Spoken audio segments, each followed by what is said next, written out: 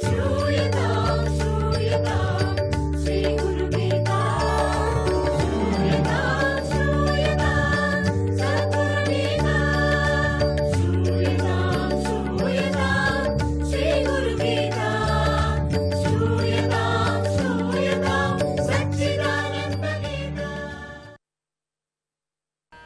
గురుదత్త. కొందరు గురువుగారి శిరస్సుతో మొదలుపెట్టి క్రిందికి పాదాల దాకా వరుస క్రమంలో ధ్యానిస్తారు. ఇది కూడా ఓ పద్ధతి ఉంది. కానీ ఎటూ కాకోకుండా ఏదో మధ్యలో మొదలుపెట్టి కోతిలాగా అటు ఇటు గంతులు వేసే ధ్యానం మాత్రం పనికిరాదు. గురువును చూసేటప్పుడు కూడా అలా చూడరాదు.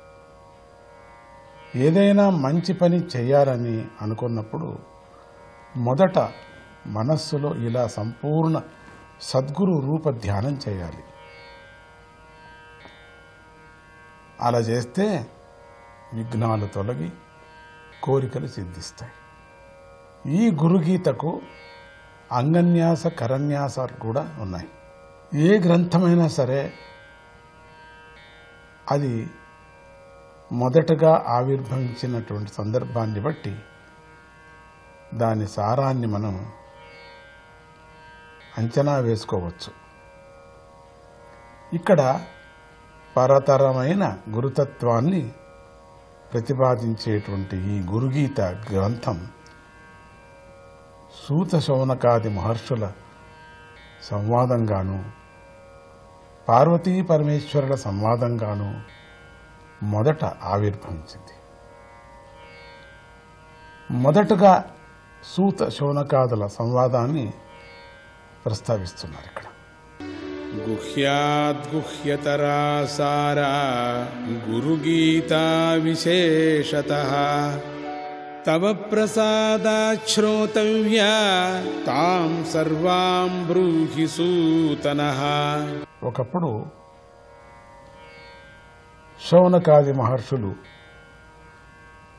సూత మహర్షిని ఇలా అడిగారు.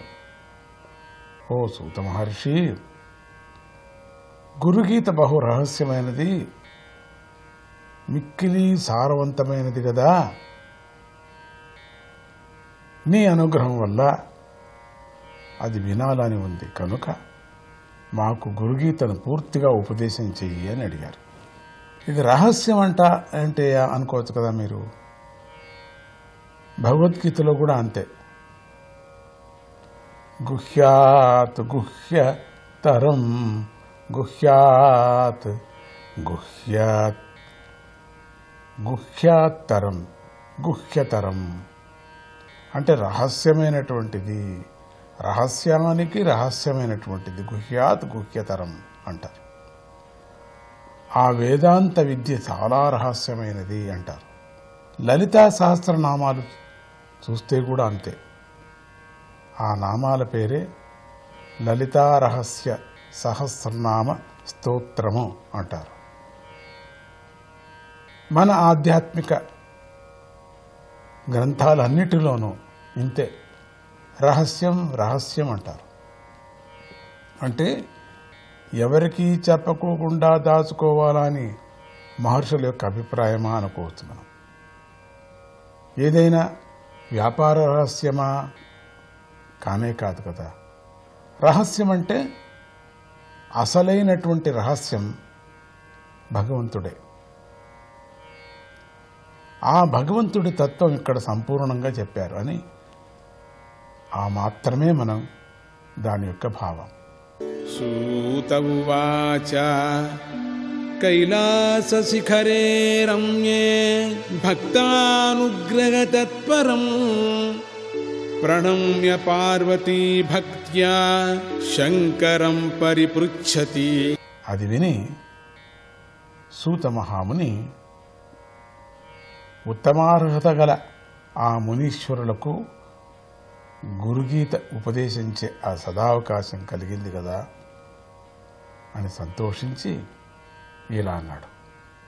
జై గురుదత్త.